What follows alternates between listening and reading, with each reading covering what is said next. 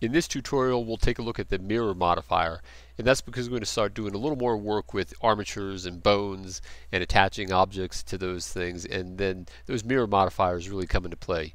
So let's go back into material mode here, like this, so we can see what it is, and let's get this. We'll use this cube up here. Let me see.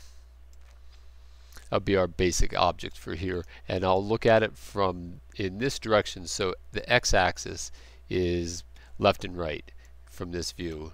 Alright, and the reason I'm doing that is so I can use mirroring, because sometimes you bring up this tool set here, T, and you can use your mirror. There's mirror editing right there on there, or you can bring it up through the mirror modifier like this here.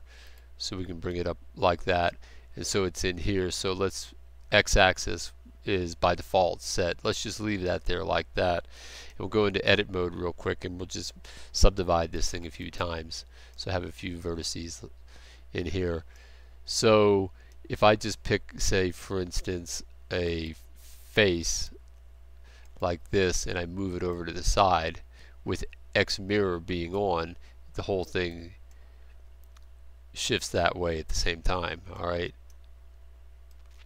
Of course, alright, but let's forget that. Let's use the edge select and do it with the edge select.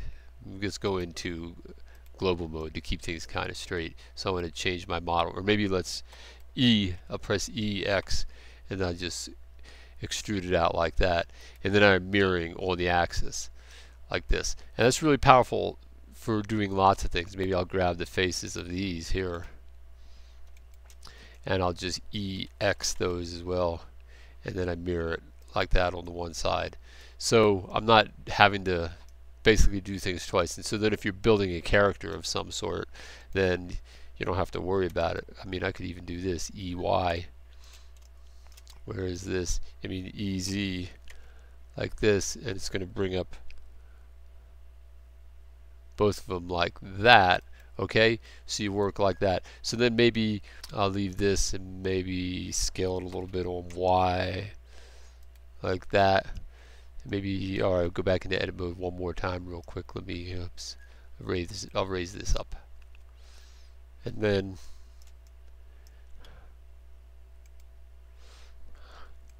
like this, easy. All right. Alright, so there I've created my little, maybe this is our little robot character of some sort.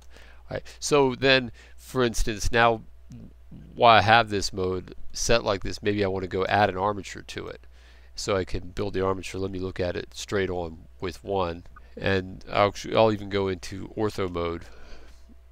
Yikes, that light is going to be in the way, so hang on, I'm just going to take that light for a second. I got that light?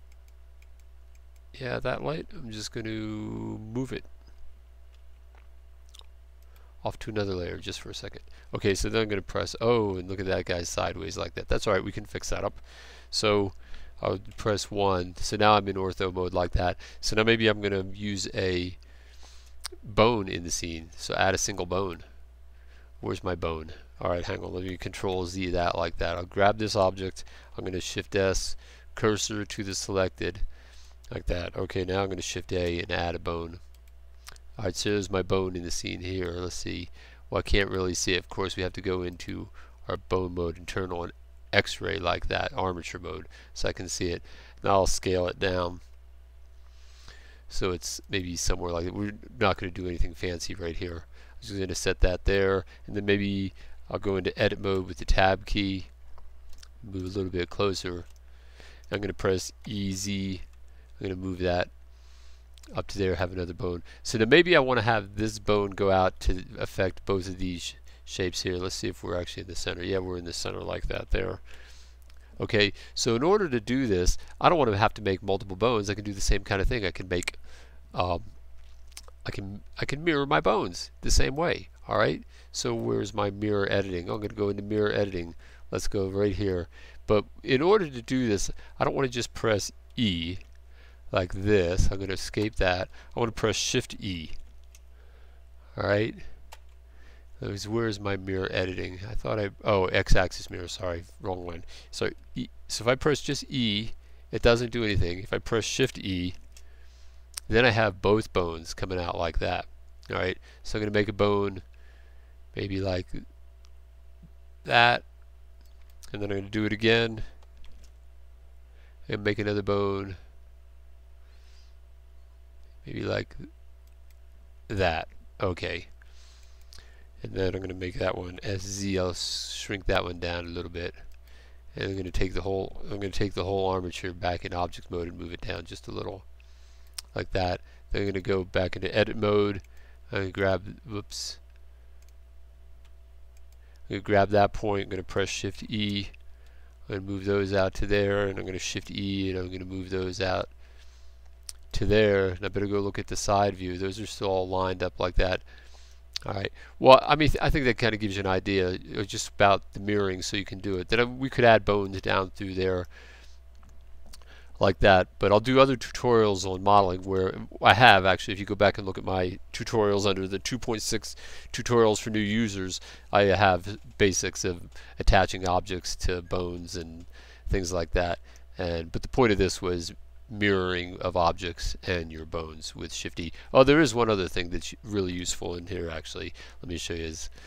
So these bones, maybe these bones I don't want to have connected directly there. Let's go here and press Shift E like this, and maybe I'll move these up here like this, and Shift E again and move those up here like that. And maybe for some reason, just for some reason, I don't want that bone to be physically connected to that point. I want it to be affected by the movement of it, but I don't want it to be so close right next to it like that. Right, so you can go press Alt P and you can go disconnect the bone. And so by disconnecting the bone, let me see if I can move this in the normal direction. Sometimes that's easier. Yeah, I'll just grab this and I'll move them up there. So you'll still see the line segment associated with that, but it's not physically located right at the same place. That normal axis, you see how powerful that is? That normal axis. Oh, I use that quite frequently. Okay, well that's it for this lesson, and I'll see you in the next lesson.